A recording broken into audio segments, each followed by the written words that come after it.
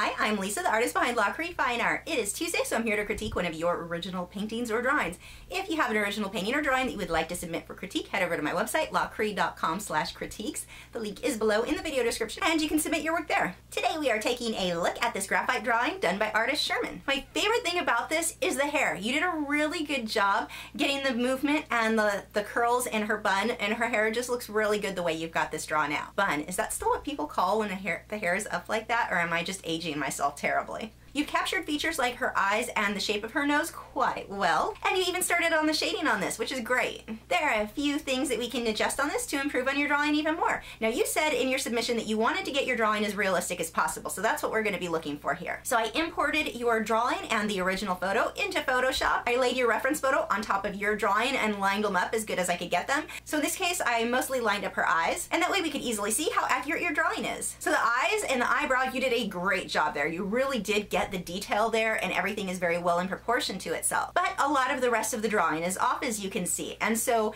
in this case, when you're going to be shading, make sure, double check your measurements and make sure things are really, really accurate. Most of the rest of her features are over exaggerated here. The nose is up too high, which throws off the position of the mouth. Her lips are sticking out a little bit too far. And what happens is when one portion of the drawing is thrown off, it throws off everything else. So like if you started with the eye and you got it drawn perfectly and you started working out in the nose, if the nose was the next thing you drew and that was off, it's going to throw off where your mouth is and where everything else is. So it's really important to keep measuring and checking yourself against yourself. Besides her face, the main thing that stands out here is that her torso is nearly double the length that it should be in proportion to her head. So this is where checking your work against itself is really important. If we look at the measurements of her head, the distance from here to here should match the distance from here to here. Looking at your drawing, you can check that same distance, and with that second green line, that should actually be meeting up with the purple line that I've got placed based on where her jacket is on your original photo. You can see that everything's just drawn out really, really long. So when you're drawing, you want to check things like, okay, the distance between the eye here is the same between the distance over here, or there will always be areas that will line up and help you in making sure that your drawing is really accurate proportion-wise. So just double check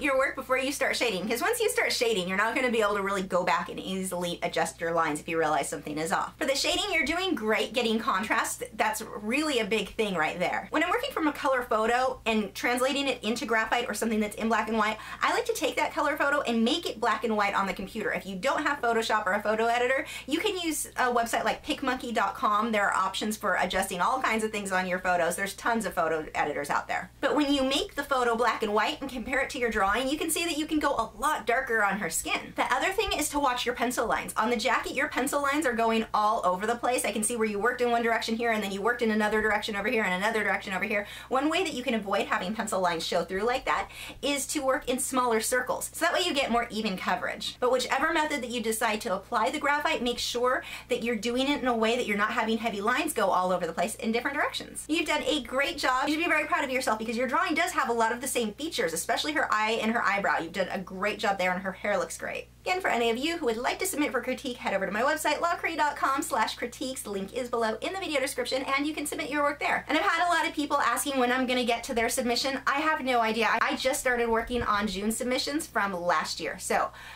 there's a long waiting list. But if you do want to get opinions on your artwork sooner from other artists, you can always join either our Facebook art group or our Google Plus art group. For Google Plus, just do a search over there for Lachri YouTube art group. On Facebook, I'll have a link below in the video description, and you can join that way.